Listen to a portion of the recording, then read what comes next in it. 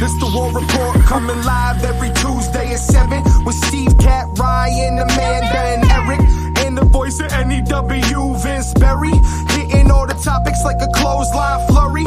Turn up your speakers and hear them out. You can listen from your car, even on your couch. They too raw, who NXT, handing out SmackDowns, follow on IG. Plus, it's sponsored by Tag Me a Date. Go to YouTube and sub now for every update. It's all wrestling here, no safe space. Now listen in, time to hear from some of the greats.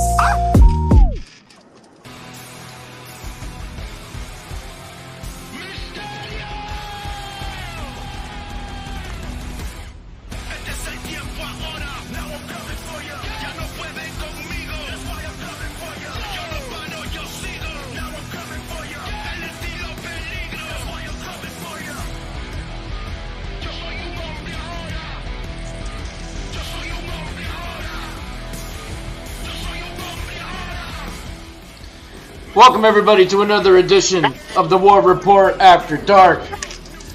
A little Dirty Dom Mysterio to open up the show because Mr. Latino Heat himself had a very interesting night on Monday, and we'll get into that. But welcome everybody to another edition. What do you guys want to talk about? Not him. I knew that was coming. Well, I guess before we dive right into it, we had quite a bit of it before we opened. David Roscoe over at YouTube. What's up? What's up? I am Vice about the Seattle Supersonics. I don't know what Vice means, but okay. Liv Morgan is the damn in the business. Her heel is way more better than Trish, so he's still standing by his previous comments. Way more better. Wow. And then in the last few days, he's been watching the NBA Finals from '91. That's interesting. And Kat, I watched Nadia hit 7 perfect 10 in 1976 on YouTube. And we are caught up with news from David Roscoe, our good friend over at YouTube. Every time he makes a comment, my picture of David gets a little clearer. I still don't have anything in my head about what he actually looks like, but I'm, the guy, the personality behind the face, I'm starting to get more and more of. I need it. One of these days, I'm going to find out what he looks like, and he's not going to look anything like how I assume, but here we are. No, probably not even close. Not even close. So, we had SmackDown, we had Raw, and we have the pay-per-view this weekend in Scotland, the Clash at the Castle, so we have quite a bit to cover. I want to actually start with Raw, because it's more fresh. I thought it was a pretty good show all around. And of course, they are slowly still dragging out this Liv Dirty Dom situation. And now the seduction in the Judgment Days, backstage area and leaving of the hotel key and telling Dom that he deserves a woman that calls him daddy and doesn't make him call her mommy. It's just being set up perfectly. And then, of course, Dominic refusing to take the card, but then, of course, the card goes missing. So who took the card? Who's showing up to Liv's hotel room? I'm assuming we're going to get footage of that next week. It's going to be Carlito. Or Finn. But I kind of... So, I don't know how this is going to play out in the end. But I really do think we're going to get footage next week that the hotel door room is going to open and it's Dominic Mysterio. GTV. Yeah. But what are you guys thinking? What? You think it's going to be Dom and not somebody else like Finn or even like Rhea Ripley or something?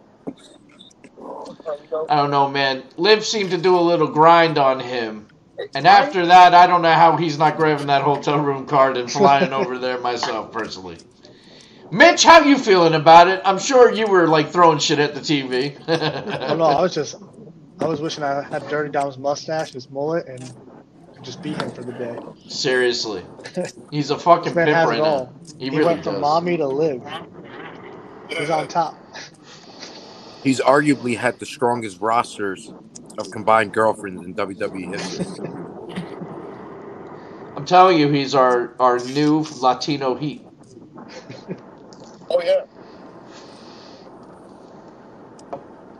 I think the segment right now, excuse me, is awesome because it is setting up that same storyline. Ironically, what is it? 15 years later or 20, however long ago it was, when it was the whole Eddie Guerrero, Rey Mysterio for custody of Dominic. Yeah. So going down that road again is pretty cool, just with a little twist to it. I do agree with you, Steve. I do agree that the person that will be in the room is Dominic, and he's been lying to Judgment Day, and he's just trying to keep it away from people. And we're gonna find that out, and that's where Mommy's gonna come in because she's gonna get pissed that her man's getting taken away from her. So I would like to see that storyline, see how that will go. But I love what they're doing with that right now. I especially love the fact that they're not rushing it. It's a Right. true slow build to what's going to happen. And I think part of that, too, is that maybe they don't know exactly when Rhea's going to be ready, so they have to drag this out a little longer. Right. But I am enjoying the way they're doing it. So we'll see what happens next week with the follow-up. I also want to talk about Drew McIntyre and Damian Priest. Here's what I'm starting to think, and I don't know how I feel about it, but correct me if I'm wrong. The last time they were in Scotland, did McIntyre go over, or did he lose in front of the home crowd? Didn't he lose? He I lost. think he lost. Right. Wasn't it Rollins? Seth Rollins, right? So I'm starting to think he's not losing again, and that he is going to beat Damian Priest for the title, which is only then going to give CM Punk the opportunity to become champion when I they don't think fight at CM Punk goes SummerSlam. over, though. You think CM Punk goes over McIntyre if he just got the belt and they screw him over twice? in a I row? mean, do you see Yeah, I don't Punk see that. not winning the title? I think there's ways they could go Well, they around don't have that to give it to him and at stretch first. it to SummerSlam. You know, he could lose. There could be shenanigans. Of course, he could lose on a belt hit or some distraction of some sort, or something to keep him busy off the belt for a little bit, and then he could go after it later on.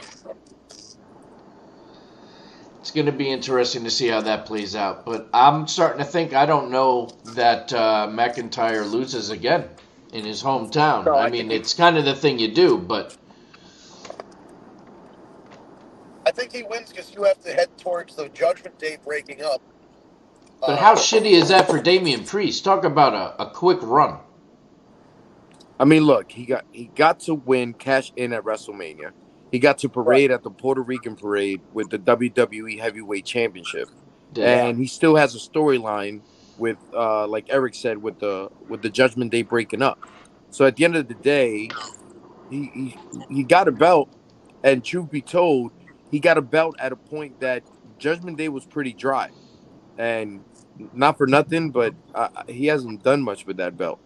So I think it's time to take it off him.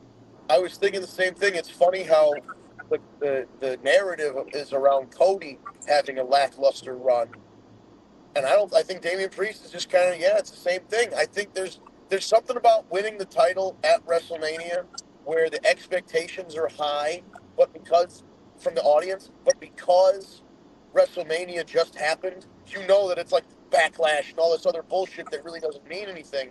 So the excitement of them winning the title kind of wears off because then they have this cool down period after Mania. It's like if there was a way for this to stay hot, but I don't know what it can be. I'll go a step further. I just think not everybody can stay hot. You know what I mean? Right. Because you never said that about Stone Cold or Roman Reigns with his run, or Triple H and The Rock. Those guys still stay hot. Shawn Michaels. A lot of those guys stayed relevant, but certain guys just can't do it. And Damian Priest is showing to be one of those guys.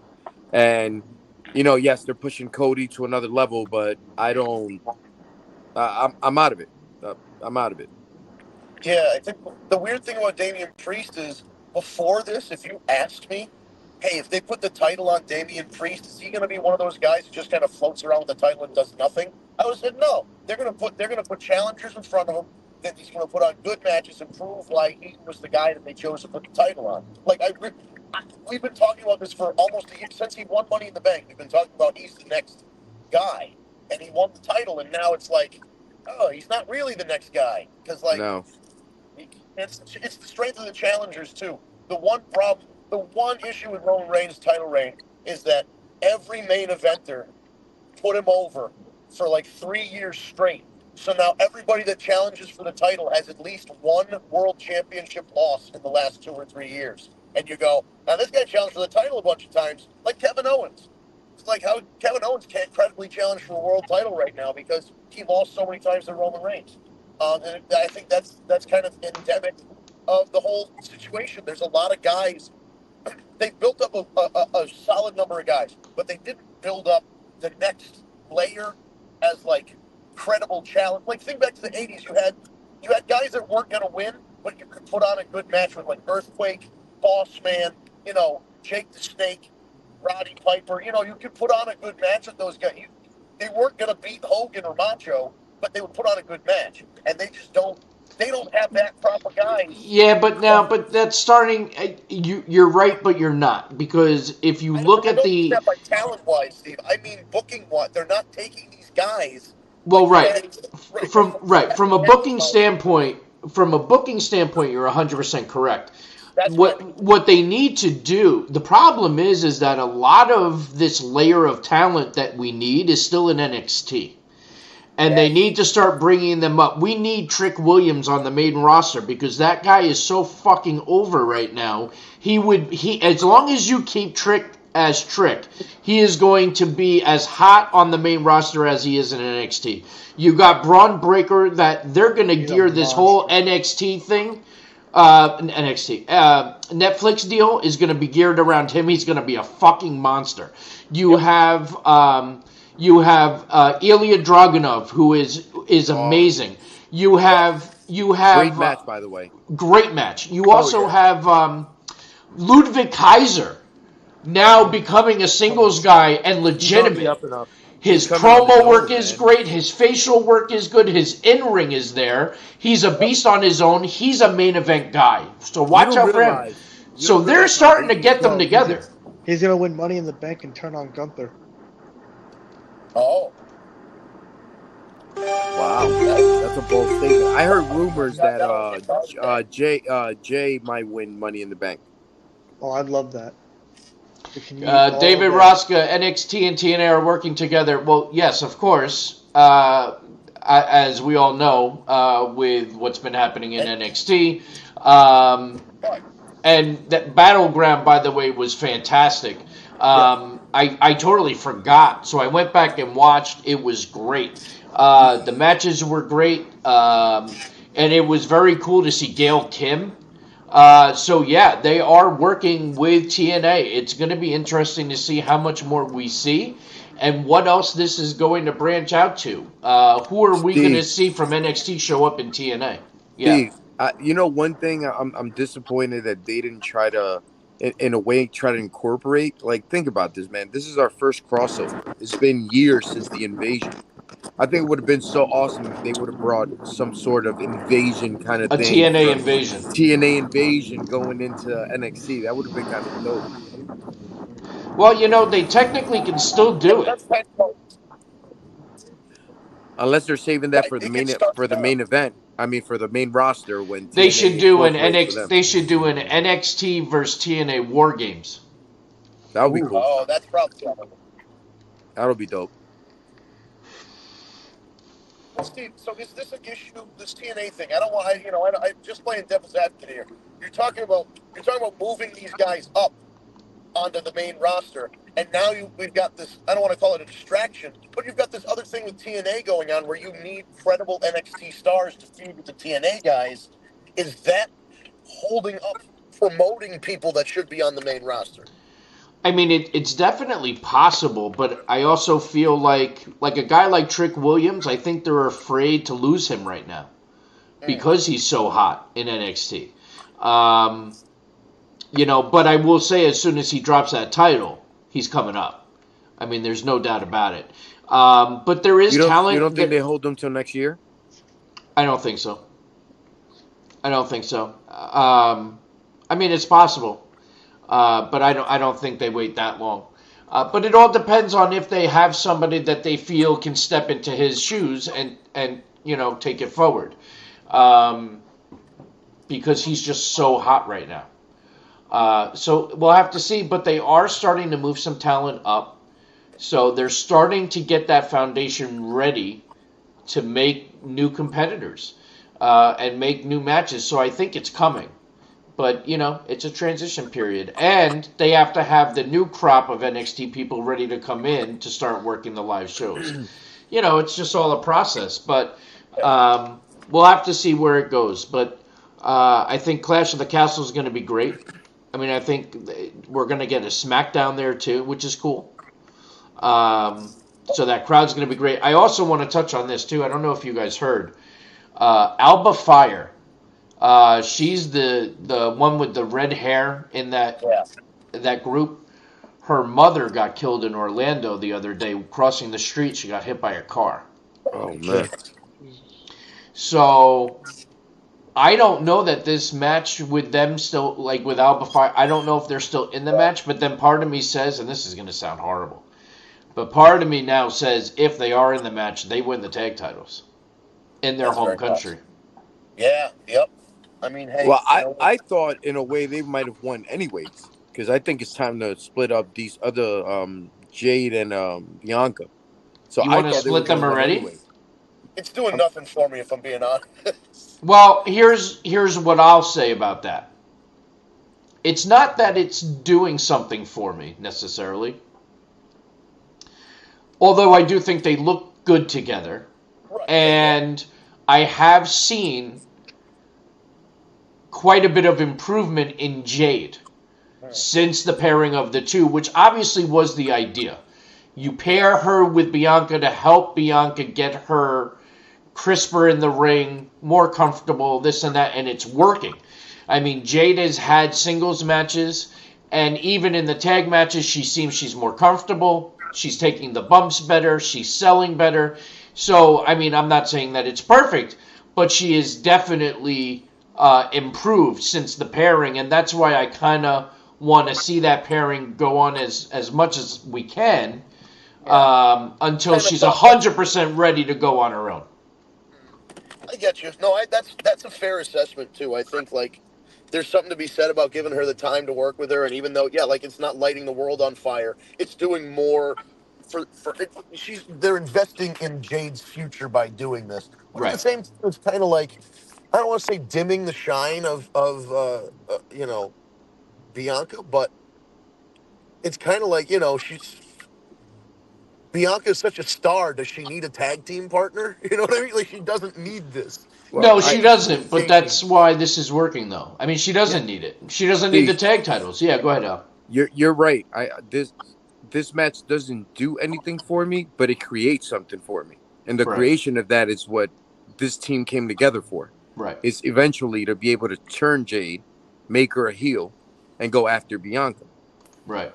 And Bianca, I'm sure, is going to put her over to make her that much credible, Oh, yeah. They gotta, but yes, I think they got put together for the same reason you said in a way. I just thought she was there to pretty much hide Jade's deficits in a way, and be the workhorse on the tag team and let her come in and build off that last hurrah and just do her power slam, whatever she does, big boot and all that other good stuff.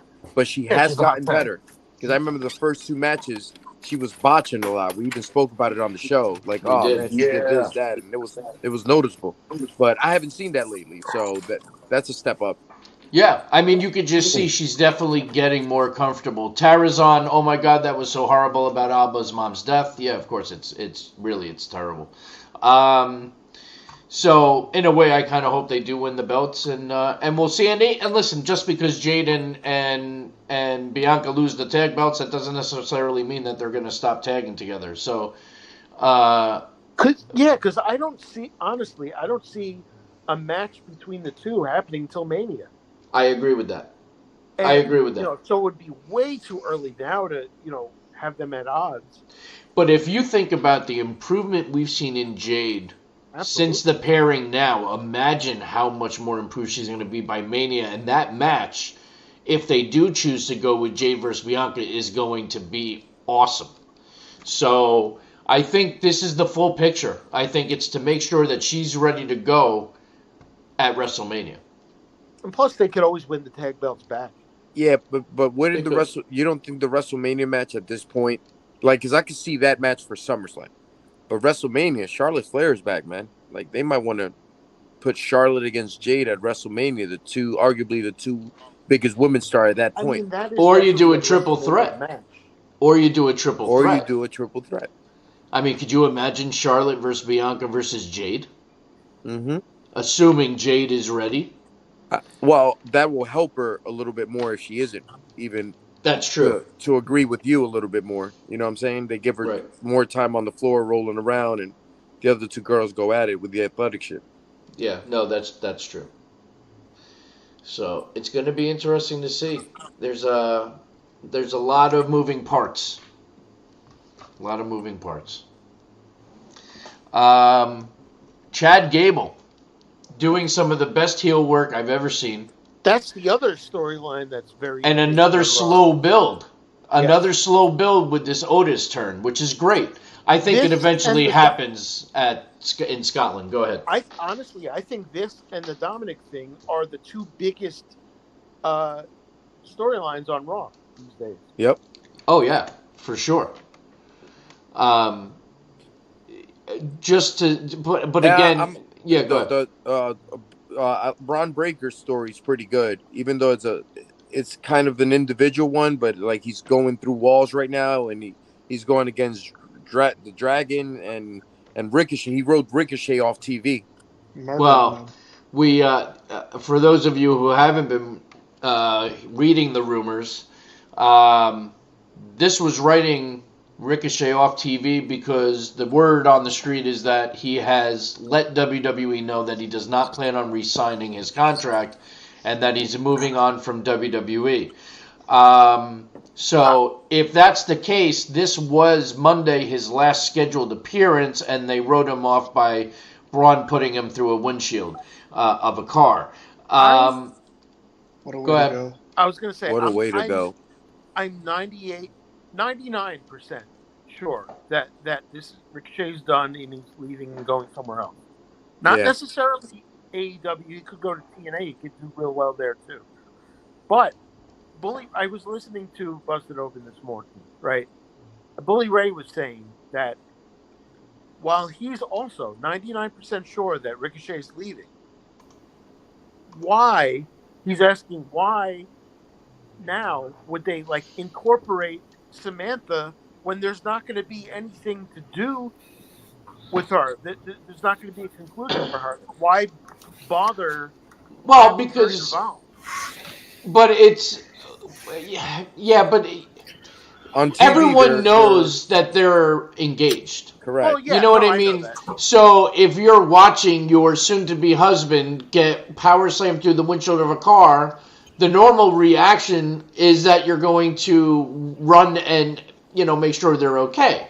So Well, I no, don't I see, understand that. you know what I mean? So I don't see that. So, but it does make you think, okay, well maybe it is all a work and he's not going anywhere. But I got to be honest, as much as I'm a fan of Ricochet, I think he would do much better in TNA or AEW. Because I think he'd be able to do a lot more and he'd have a lot more competition. The problem with AEW is that he's a small fish in a very large pond, and he's going to be lucky to get any TV time. He'll get lost. He'll get lost in the See, shuffle. that's the thing. I feel like he's going to be like a lot of other guys where he'll be Tony's new toy for a good while, and then after that he'll be relegated to the shows nobody watches. My conspiracy on this is that he's going to be a dual New Japan AEW contract, and that he'll spend half the time in Japan and half the time in AEW I think for that the would be reasons better. that you said. And I agree, Eric, because listen, I want to see Will Ospreay against Ricochet again. That match is going to be great. But then after that, what do you do with them? With all of the talent that they have, with the TNA title, the international championship, You know what it is? all this other shit. There's a difference between being in main events and being a main eventer. Yes. That is a very salient point. Very we don't true. usually make those on this show. But I agree, man. I totally agree. There's a way, being in main event matches doesn't necessarily make you a main eventer. Okay, Proving but yourself this in the is match. going to clinch it for me. What they do, if they do no interaction between Braun and Samantha at all, then okay, Ricochet's done. But if they have him in her face or any interaction, it's going to still make me kind of second guess it. Well, I saw online some people were like, "Oh, that they're going to repackage him," and I'm like, "Ha, are they really going to go through all that? Like, how do you repackage Ricochet?" Well, that's what I was just going to say. How do you repackage Ricochet? Right. The other thing is that's the name that he used on the indies, and he lucked out because he came in at the time that they were letting people who owned their names still use their names, and now he can be Ricochet wherever he wants. And let's be honest, the biggest issue for him has been his mic skills or lack thereof. It's the mic skills, and sometimes it's the look. Like sometimes, listen, the guy's a nerd. We get it. We're all nerds for different things.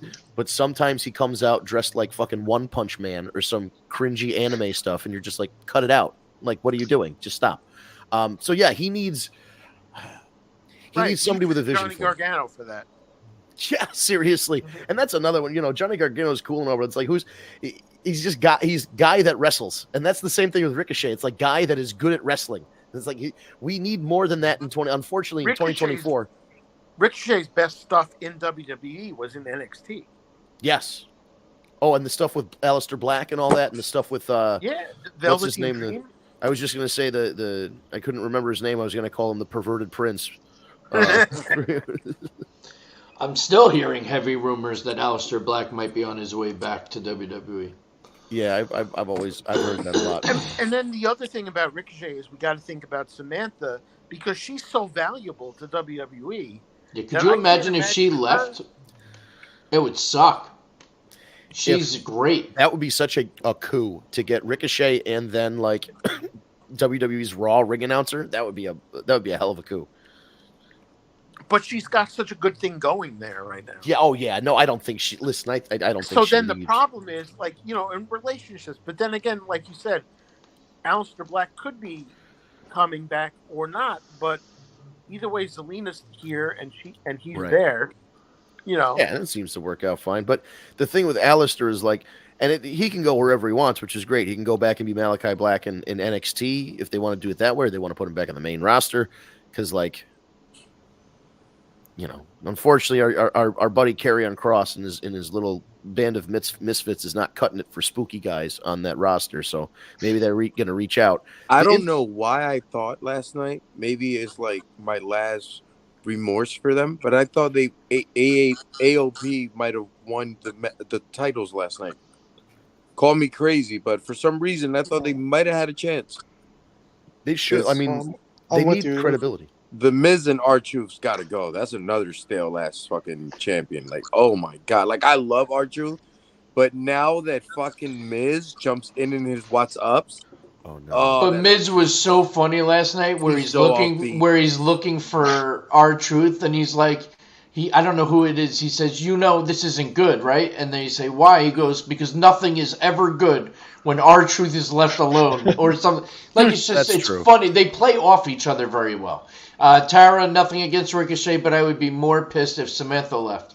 I mean, yes, she's I don't disagree with that, actually. Yeah, she's a bigger part of the show right now. And that's what I think Ricochet needs a guy. Like, I don't know why this never happened. I don't know why Paul Heyman never sat down with Ricochet and was like, listen, I have some suggestions. And then, boom, you've got suggestions from the best fucking mind in the business. Like, somebody with a vision needs, somebody with an idea of where to go forward with Ricochet needs to take him in, whether it's somebody in AEW or TNA or New Japan or wherever he's going.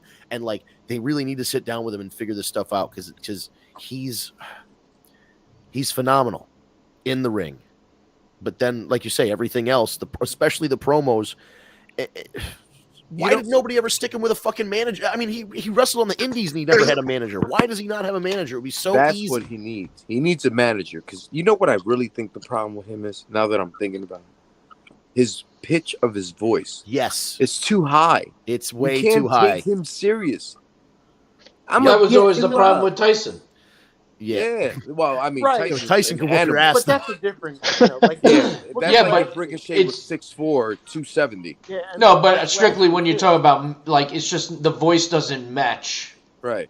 the person. At all. Not He even should a have little. never been a face. He should have been a badass athletic heel. Ricochet like as a a heel would be ninja type interesting. shit. Like, like barely talks, just says something like, I'm gonna get you. And then just be quiet and keeps it moving. Like kind of like a hook, keep him interesting. Yeah. Less I mean, talking. he's not like Kalisto saying like good lucha things. Good lucha things. But listen, they had high hopes for him, but it would be really interesting because I think he should spend some time in Japan because he got a big reaction over there. He was a superstar. His matches in Japan and on the indies in America too, but those Japanese matches, especially that one with Ospreay, was the one that's what put him on the map. Was all that New Japan as Prince Puma and Lucha Underground. Yeah, and Lucha Underground, that's phenomenal. Bangers there. And they're doing Lucha Underground again, basically in MLW, and they're calling it like Lucha Azteca or something. And they even have Dario as a different. They have the actor that played Dario as a different character. And so maybe there's a possibility if he's leaving and he's taking a little time deciding where he wants to sign with, he could go to MLW and be Prince Puma again, just for shits and giggles for a little while.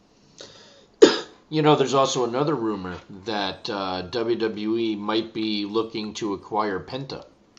I heard about that. And his contract's up soon. So that would be interesting. Yeah, again, but he's another guy that if you bring in Penta, he comes in with a certain amount of hype behind him, and you need to feed off, you need to give him a title, whatever it is. You need to give him a title or put him over somebody big right away. You can't just let him show up and stand behind Carlito and do the Cerro Miedo while Carlito eats an apple. Like a mouthpiece too, honestly. Who, Penta? Yeah, those guys. They try. I feel like if they were to get Pentagon, then they need to push him the way Lucha Underground did, and have him do this arm breaker gimmick and right. He was a killer in Lucha Underground. Yeah. I mean, he even got Vampiro out of retirement for an awesome match. The first, maybe two. I don't even remember how many seasons there were, but the first 2 seasons of Lucha Underground might be some of my favorite wrestling television ever made. It was amazing. And yeah, Pentagon went out there. Even Vampiro, who doesn't really wrestle anymore, he was as good once as he ever was, and he put on, the performance that he needed to put on, and then by the end of it, put over Penta. He had one of the best entrances I've ever seen. Vampiro, he had that evil Pope thing going on.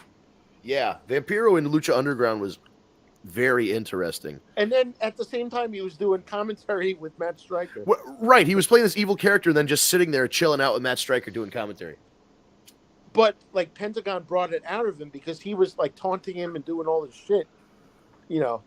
I just want to say one thing about Karrion Kross. Is it just me, or was he a lot more menacing looking when he was bald? We've been saying that for a long time. Right? It's just very noticeable. He's got the Magnum TA Jake the Snake look going on right now. But to be honest, that's the least of the problems with Karrion Kross right now. I mean, definitely.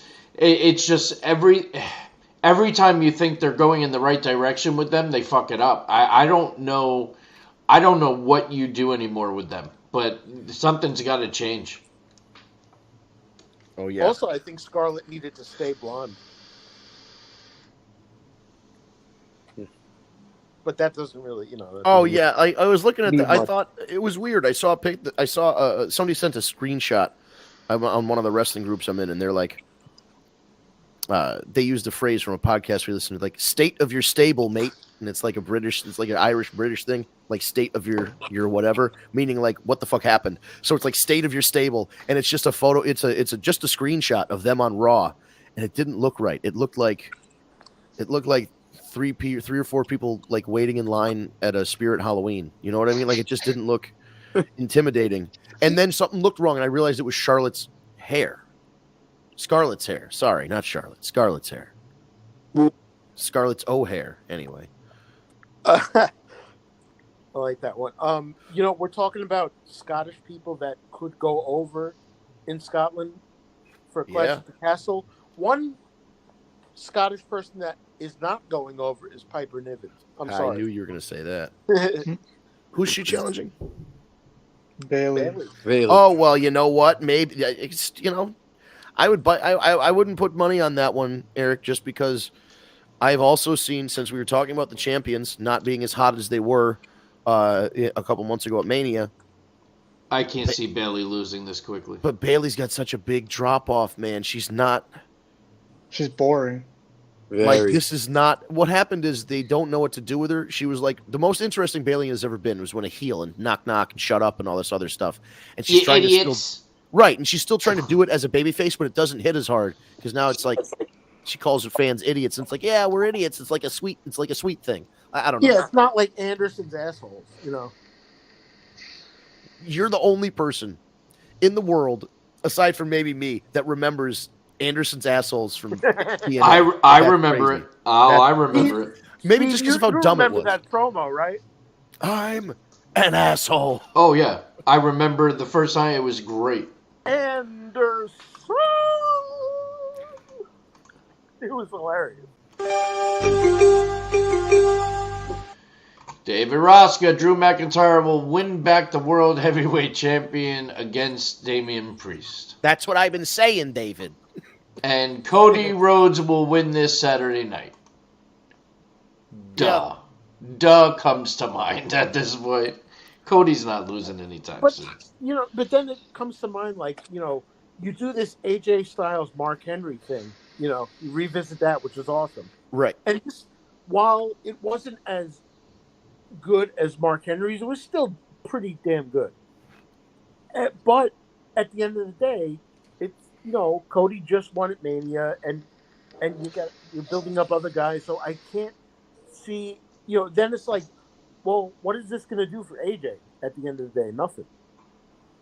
Yeah, unless he's actually retiring, and then this is like a way to put a guy out in the way. If that's the case, then that's a great way to go out. Yeah, if it turns out this is the end for AJ Styles, then yeah, a good way to go out, challenge for the title, put over the new guy, and then right off into the sunset. But I don't know. I mean, with the way things work, he doesn't have to wrestle full time. You know what I mean? AJ could. Yeah. And him losing to Cody doesn't hurt him at all. Oh no, because they're still going to put on a hell of a match. So absolutely, should I say phenomenal match? Yeah, and that's the up and down of being AJ Styles, is that he's so damn good. Even now, he's so damn good that he can absorb a loss. So even TNA did it.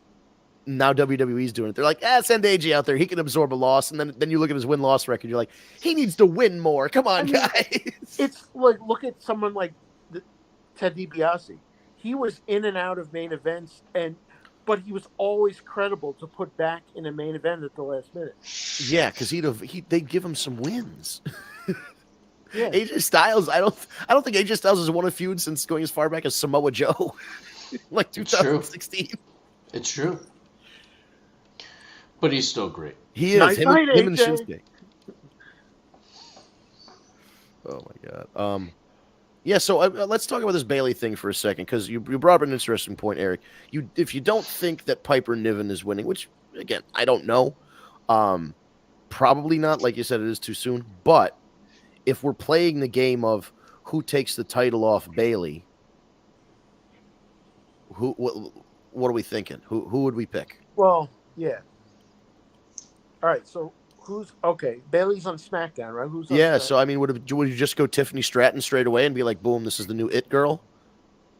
I would be okay with that, to be honest with you. Like just a big push right out the gate, have her beat Bailey, and then Charlotte comes back and it's blonde versus blonde at SummerSlam. Because Tiffany honestly, time I versus thought Charlotte. she was going to be the one to win King of the Ring. Tiffany. Yeah, I thought she'd win the Queen of the Ring. rather. It's better on a heel. And is Nia on Raw? Yes. Yes. Okay. Yes. Yeah. Nia should be champ. Queen Nia, women's champion. Well, she's next in line, isn't she? Because Yeah, she sure. won she won Queen of the Ring, so she gets a title match at SummerSlam. Yep. So I could see her beating Bailey at But- SummerSlam. Oh no, Well, Bailey SmackDown. Bailey SmackDown. Bailey so it would SmackDown. be. Oh no, she's not gonna. it would be She's Liv not Morgan. gonna beat. She's But not I gonna can't be Liv. imagine they do a heel versus heel, Liv versus Nia thing. Well, here's the thing. Depending on how this Liv Morgan Dominic thing goes, they can play it where Dominic and Liv are a babyface couple for a little while until they kind of reveal that. And I know Liv's already being manipulative, but like it could kind of seem like she's turned around on him, and they're like and a we also babyface don't couple. know Rhea's timeline. either. Right. So they could make it so they're a babyface couple for a little while, and then just like, oh yeah, she was going to just steal him away from Rhea, but then she like actually caught feelings for him, and I then mean, when they're she- ready to she do the could turn, definitely- she could definitely play the babyface going up against Nia. for oh, sure. going against Nia is easy as hell because she's so tiny, too. Very, very tiny compared to her. But I think Liv's gonna get. I think what they're anticipating is that Liv is going to get a little bit of a babyface reaction with Dom in her corner or Dom coming out to interfere on her behalf or whatever. That's going to get more of a babyface reaction. So put her against a big heel like Nia. And then when the time comes, when Rhea is ready, Liv goes full heel. I was manipulating you the whole time. I never really had feelings for you, blah, blah, blah, and does the big turn. And then Rhea comes back and they have their whatever. You know, I this is just something that I noticed and just my opinion, but I honestly think that Liv has more chemistry with Dom than Rhea did. I don't know if I Or agree. maybe it's just different. it's a different one, but it's good. It is good because No, it's a but what I'm different. saying is, you know, they didn't show like any affection between That You know- that wasn't their relationship. Rhea and Dom, He right? was, Because he was her bitch. Right. He's the bottom. Yeah, she's mommy's always on top, right? Right. Yeah. And then It was like a domination thing. they literally they're not subtle. The end of the segment or the end of the show, whatever it was Dominic laying on top of her, going, "Oh," with his fucking Macaulay Culkin Home Alone face on. So yeah, they're showing you he's on top, right? Dominic. I mean, listen, Dominic's literally on top of the world right now. Like, there's no doubt about it. It really is amazing. I want to talk a little bit about Money in the Bank because we're getting more and more people, and I got to tell you right now, my top 2 picks to win Money in the Bank on the men's side right now is either Jey Uso or Ludwig Kaiser, I'm with you on both yeah. those. and I would be happy with either of them. I agree. I think I'd be more excited for Jay because then he can actually cash in and actually win the title. But Jey Uso has a lot of excitement behind him, and he's got the yeets the same way that Cody's got the whoa-wohs. He needs to do what he can, and I don't know what this entails, whether it's going to the Performance Center on the weekends or whatever. Main event Jay, like, I need a little bit more from his singles matches. I don't know what it is. Like, there's just something. I don't know if he needs to bulk up to be almost not as big as Roman, but a little bit bigger because he's still a very lean guy. I don't know if he needs main event size. I don't know if he needs to do switch up his moveset a little bit, do less super kicks. I don't know. There's something. He's got this. He's got all the tools. I don't know. I feel like there's one piece, like it's a combination lock, and there's one little turn missing. It's like he's still doing the tag matches with Jimmy. He hasn't changed his style to be a singles by himself. Yes. And we saw that in the Mania match. And not that that's the match that defines his career, but I mean, those two guys, there was a lot of expectations behind it, and Very underwhelming match. They kind of wrestled like tag team wrestlers who were wrestling in a singles match. And we've seen it time and time again. How many times did the Hardy Brothers, Matt and Jeff, wrestled each other 1,000,000 times on WWE TV? And it stunk each and every time. One was worse not than the everyone next. not everyone could be Brett Nolan. Yeah. Brett Nolan was is the standard for brother versus brother matchups for sure. And not just one. They had the cage match that was leading up to it, and they had the WrestleMania match. Well, Amazing that Brett puts over Owen and then wins the world title at the end of that. I mean, that's a crazy. I mean, that's one of the best openers in Mania history. Oh, for sure. yeah. We are forgetting about Kane and Undertaker. They had great chemistry too. Yes. I mean,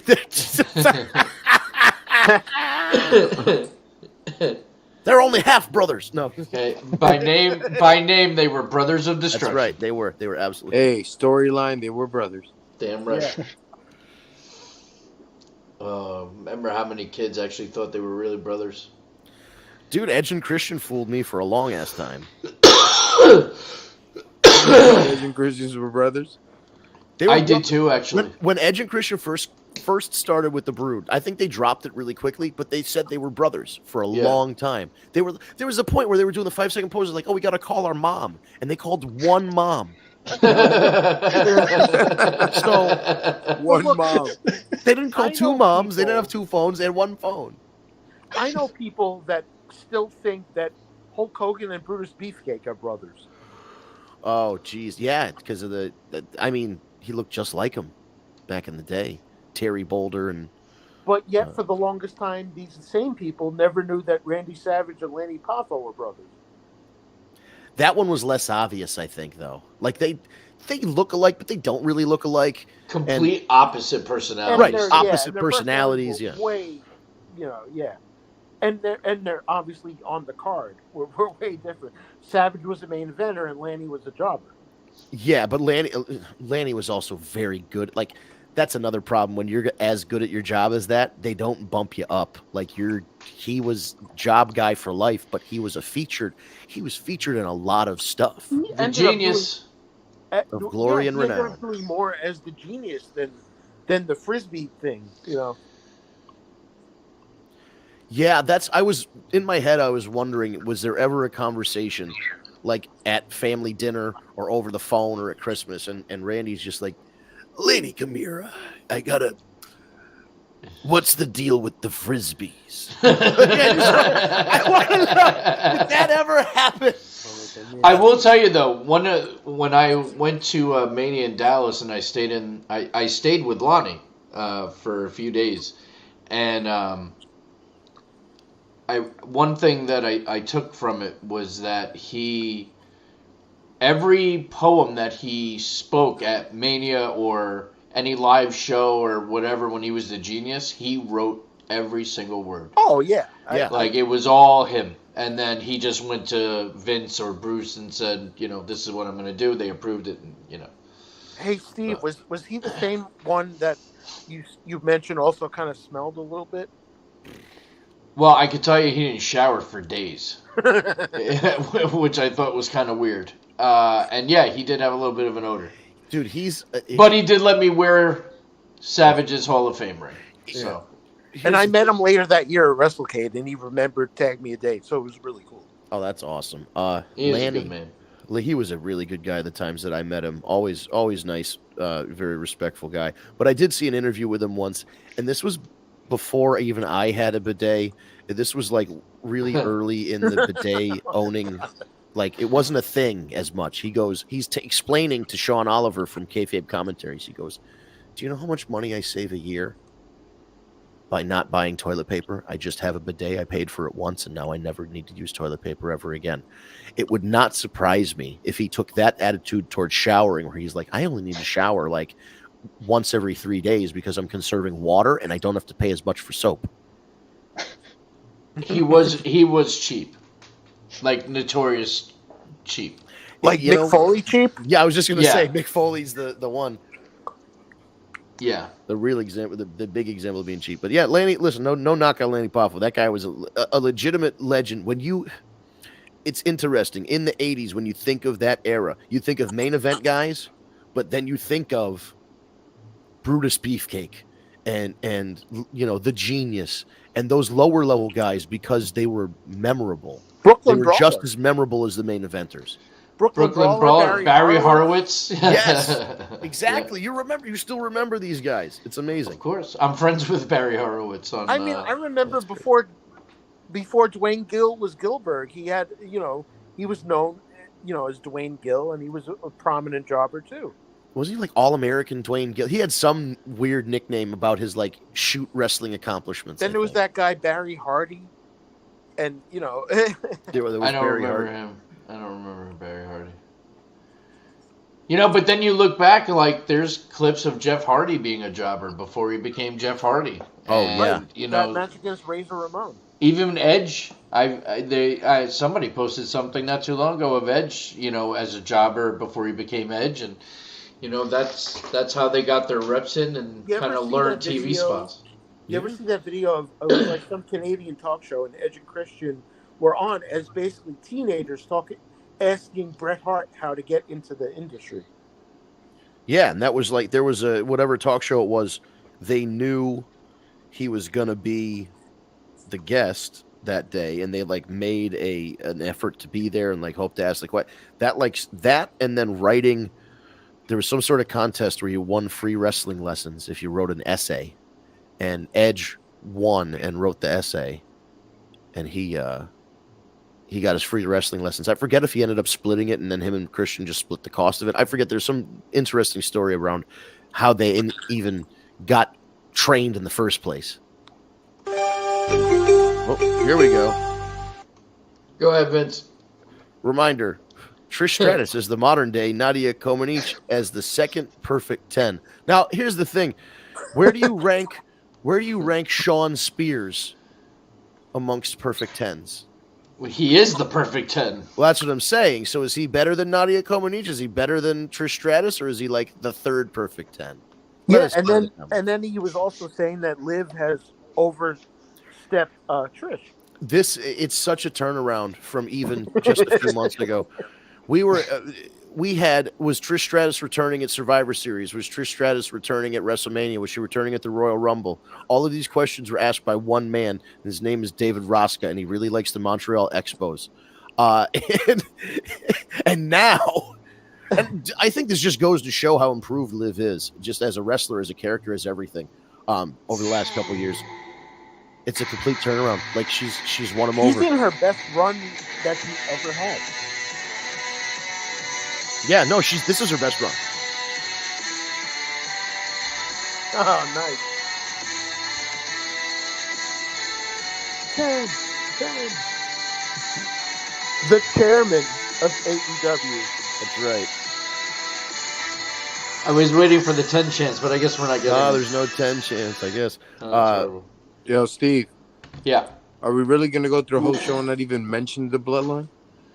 Oh no, we got to talk about that. Well, we do have to mention that's true because Paul Heyman has officially declared that even when Roman comes back, that Solo should remain head of the table. So this is going to get interesting, and the continued terror in Paul Heyman's face is just amazing. And Tama Tonga has officially been anointed right-hand man.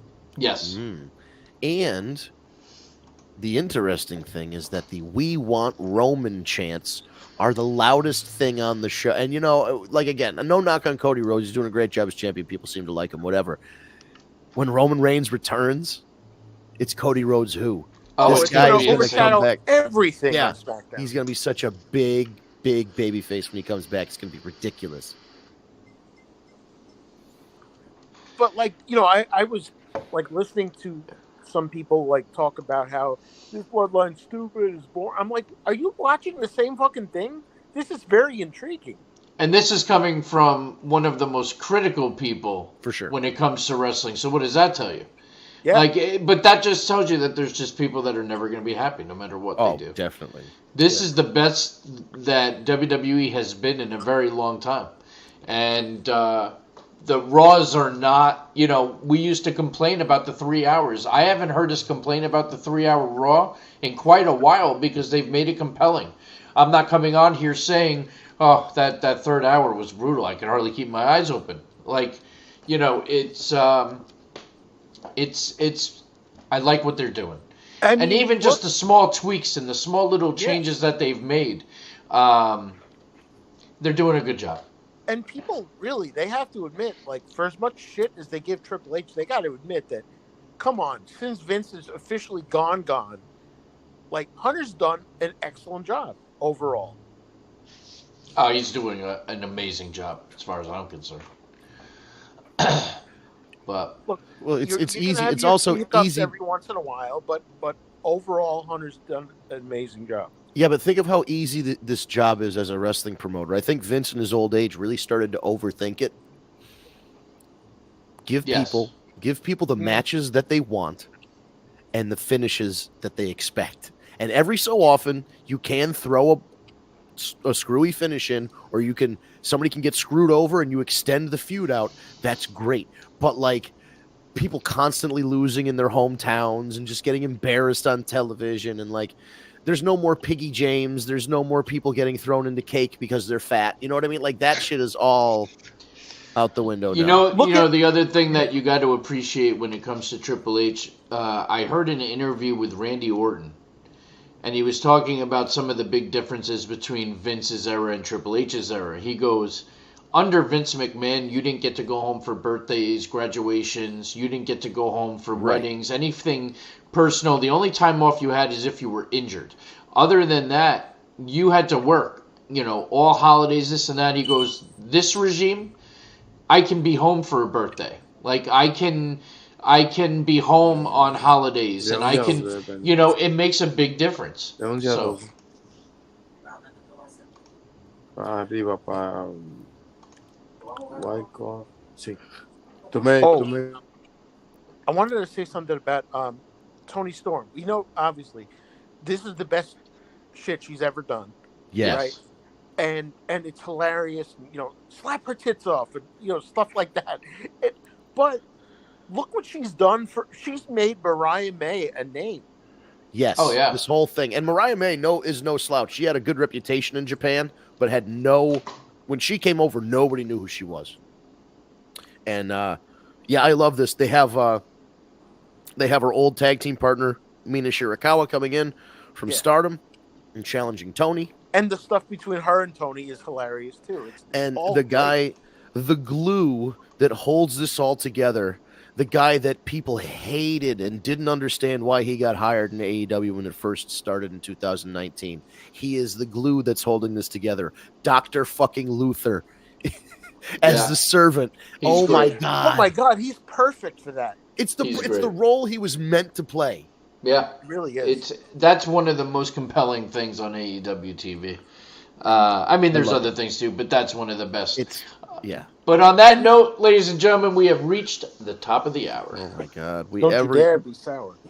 Every week we say this, but there's just so much to cover in an hour. I'm sure there's stuff we missed, but we'll address any of the major things that come down the pike next week. We're here every Tuesday, 9 p.m. on Eastern Time. Whatever platform you're on, please stay there. It looks like I got an alert when I logged in that StreamYard or Facebook has changed some stuff about how it connects to StreamYard. So if one of the ways you watched it today was not up and running and you had to go find it elsewhere, I apologize. But we are on Facebook on the Tag Me a Date page. We are on Steve's LinkedIn page. We're on YouTube at Tag Me a Date, and that's Tag Me a Date, no spaces, all one word. That's most of our social media, but especially YouTube, where you can hit subscribe and hit the bell to get notified when we go live. Twitch is twitch.tv/War Report. We also broadcast live there. And last but not least, Twitter/X. We are on there at Tag Me a Date, and we do broadcast live there as well. And that's again, all of our social media, Instagram, TikTok, etc. Facebook is at Tag Me a Date, no spaces. And the one outlier is twitch.tv/War Report. Those are all the video ways that you can watch us live. We really thank you, Dave, and thank you, Tara, for being in the comments tonight. And, it's always great to get those live comments. But if you're not a live person, you want to watch it, in post, you can definitely do that from all of the pages I just mentioned, Facebook, Twitch, Twitter, etc. But if you want to just listen to the show, if you take it with you on your tablet or your phone, then you can just go to your favorite podcast app, Stitcher, SoundCloud, Spotify, Google Play Podcasts, Apple Podcasts. Look for The War Report. Look for Tag Me a Date. You will find it in the search and hit subscribe. There are 2 wrestling podcasts called The War Report, but for ease of use, we have just made the graphic and the description that's next to the podcast icon mention Tag Me a Date. The graphic has Tag Me a Date on it. You'll know it's us. Hit subscribe, and within the hour of us being off air, Ryan, the intern, he's been an intern for 8 years now. Maybe he'll finally get college credit. But Ryan has been uploading those within the hour of us going off air. So a little bit after 10 p.m. Eastern time, you'll get that audio version delivered to your podcast app of choice. And then if you're taking it to the gym or taking it on a drive or whatever you're doing that day, you can take it with you. And thank you everybody in the comments. We appreciate you keeping the conversation rolling. And with that being said, I think that's it for this week, unless anybody's got anything else. David Rosca, never change. Never change. David, we love you, man. Like if we bust your balls, that's you're our friend. That's how we welcome you to the group. We need to get you on the show, man. Yeah, one of these. All right, we're gonna figure this out. David, this is your mission now. We'll figure it out. I don't know if you're on the phone. I don't know if you're on a tablet. I don't know if you're on a computer. Hell, I don't know if you watch this in the library. For our 10-year anniversary later this year. Yeah, we'll have you on for a show because I got to know more. I got to know more about this gymnastics thing. I got to know more about the Anaheim Mighty Ducks. I got to know the whole. I need more. We'll find out more about David as time goes on. Shoot us a message or something, David. We'll figure it out. That's gonna do it for us. We're gonna be back next week, next Tuesday, 9 p.m. Eastern time is when we go live. Yeah. Whatever platform you're on, whatever page or app you're on, just use this. Just come back exactly where you are next week to that app. Tuesday, 9 p.m. Eastern, The War Report. After dark. We'll see you. Have a good one.